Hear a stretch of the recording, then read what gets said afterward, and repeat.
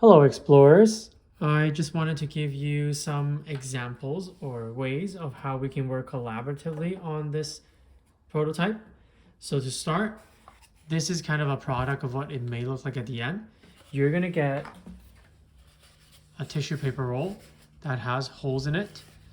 So somebody, most likely um, the grade 3 and 4 or 2 and 3, you will be fitting this through. And then the younger children, so probably the kindergartens or grade 1, 2s, you'll be folding this in half. So using the dotted lines, make sure you fold them nicely. If you have to, push them on the table, fold them in, and make sure they're tight. And we actually made it easier for you to put together by using 3 tapes. Make sure you use 3 tapes so it's a strong turbine blade. We're making you match the green lines together. So match the green lines, then match the pink lines. It's kind of like putting together a puzzle, and match the blue lines together. And then putting the 3 tapes on. So tape number 1 onto the green to cover it up. And you want to make sure you hold it nice and tight so then your blade don't fly away or have lots of gaps, because you want this to be strong and sturdy for when it catches the air or the wind. So after your first tape, you can glue it onto the second tape, which for me is the pink color. So you add on the second tape, and we're going to do that here, cover it up. And then the third tape,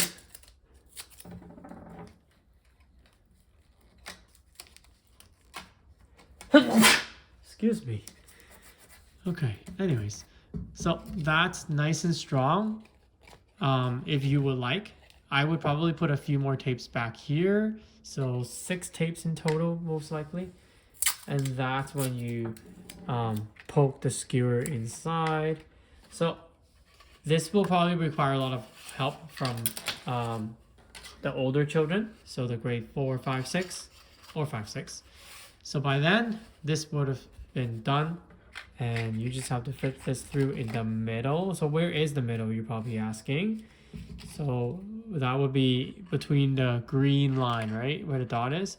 So I would poke a hole through it, and you want to make sure you don't hold this part because that's dangerous. Instead, you want to hold to the very tip and poke through, and that's how you get the hole, and that's how you get it to spin. If the hole was too small, obviously it would be too tight, it create too much friction, right? But you also don't want to be too big, otherwise it's flimsy. It's not strong enough to hold on and be stable. So once you have a hole, you have this as well, the skewer. We have the funnest part, which is to attach the basket on where they can get water.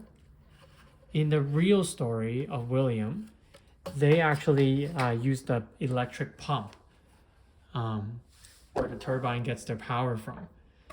But for us, we're going to keep it simple. We're going to use well water. So we will be getting a basket or a bucket to get water or pretend water, in which case we'll get some counters to put on and see how much you can handle in there. You're gonna put the string through the holes and make a knot.